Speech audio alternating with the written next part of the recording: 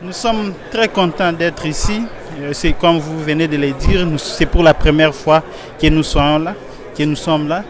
Et pour nous, nous sommes très contents, vraiment très contents.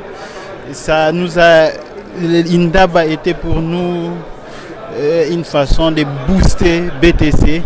Et nous sommes maintenant un peu connus sur le monde international. Les gens ont compris que non, les Congolais peuvent faire quelque chose. Oui, la société BTC est une jeune société congolaise. Comme vous voyez, je suis avec notre directeur des opérations qui est aussi associé. Ce sont les jeunes qui se sont réunis pour commencer BTC. Et avec une idée de pénétrer là où les Congolais jadis ne pouvaient pas travailler. Nous sommes spécialisés dans l'exploration avec les drilling, que nous appelons les fourrages, et dans les mining. Donc les mining, ce n'est pas les earth moving. Nous commençons à partir de l'excavation, les transports et les dépôts dans les ramparts là où on traite les minéraux. Donc ça, c'est en fait la spécialité de BTC, une jeune société congolaise qui s'est spécialisée dans les domaines jadis réservés aux expatriés. Okay. Avant d'y arriver, je préfère un peu donner la parole à M. Chabir Lusangui parce que lui, vraiment, il est dans les opérations, lui, il comprend ce que nous faisons, c'est lui qui monte tout. Lui peut prendre un peu de temps pour expliquer un peu plus ce que nous faisons. Comme le CEO vient de le dire, nous sommes une jeune société qui a commencé, qui a été créée en 2015 et nous sommes en plein essor. Nous avons commencé par les civil engineering, comme on appelle. Nous sommes passés dans le forage de mines et maintenant nous sommes dans le mining, même comme on dit en anglais, ça veut dire l'exploitation même minière.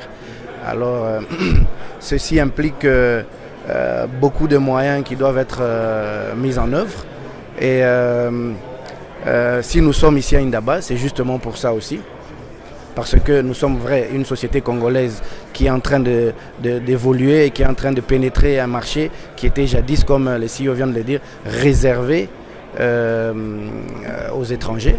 Mais venir ici à Indaba aujourd'hui, c'est pour nous une façon de pouvoir prendre des contacts, trouver des investisseurs, des nouveaux capitaux, des gens qui peuvent venir avec nous pour nous rendre plus grands et commencer à prendre petit à petit l'ampleur et devenir grands comme les autres sociétés étrangères qui opèrent actuellement à Kibali et dans les sociétés minières en général au Congo.